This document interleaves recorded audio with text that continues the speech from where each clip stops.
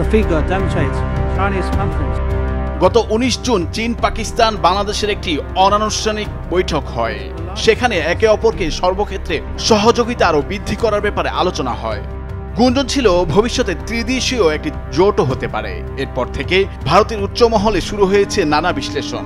এ নিয়ে ঘুম নেই নরেন্দ্র মোদীর। এরই মাঝে ভারতের প্রতিরক্ষা সর্বাধিনায়ক জেনারেল অনিল চৌহান স্পষ্টভাবে উদ্বেগের কথা জানিয়েছেন। শেখ হাসিনাবিহীন বাংলাদেশকে নিজেদের দেশের জন্য হুমকি মনে করছেন তিনি।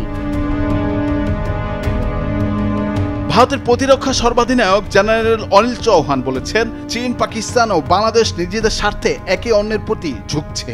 এই ঘনিষ্ঠতা ভারতের নিরাপত্তা ও স্থিতিশীলতার উপর মারাত্মক প্রভাব ফেলতে পারে।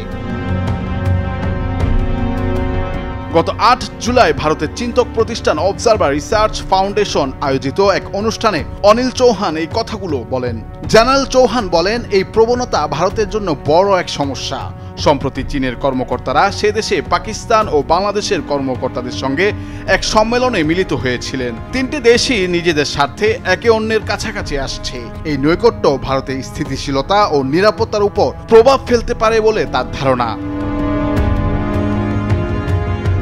চীন ও পাকিস্তানের ঘনিষ্ঠতা বহু পুরনো। বাংলাদেশে রাজনৈতিক পালাবদল, ক্ষমতাচ্যুত প্রধানমন্ত্রী শেখ হাসিনা দেশত্যাগ এবং তার ভারতে আশ্রয় লাভ ভারত বাংলাদেশ সম্পর্কে নেতিবাচক প্রভাব ফেলেছে। এই পরিস্থিতিতে চীন, পাকিস্তান ও বাংলাদেশের কাছাকাছি আসা জেনারেল চৌহানকে সন্দিহান করে তুলেছে। তিনি মনে করছেন এই তিন দেশের ঘনিষ্ঠতা ভারতের চিন্তা বাড়াতে পারে, স্থিতিশীলতার পক্ষে বিপজ্জনক হতে পারে।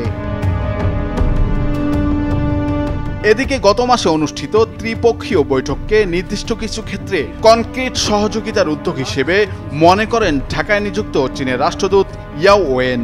তিনি বলেছেন, বাংলাদেশ ও পাকিস্তানের সঙ্গে মিলে চীন এ নিয়ে পরবর্তী পদক্ষেপ ও যেসব বিষয় ঐকমত্যে পৌঁছানো হয়েছে তা বাস্তবায়নে কাজ করছে। The figure demonstrates Chinese confidence. তিনি আরো বলেন, আমরা এরই মধ্যে শিল্প, বাণিজ্য, শিক্ষা, পরিবেশ সুরক্ষা, পানি সম্পদ সহ 12টি ক্ষেত্রে কনক্রিট সহযোগিতা চিহ্নিত করেছি। এই নিয়ে কিছু ফলো আপ হবে এবং আমরা বাংলাদেশ ও পাকিস্তানের সঙ্গে মিলে এই ঐকমত্য বাস্তবায়নে কাজ করছি।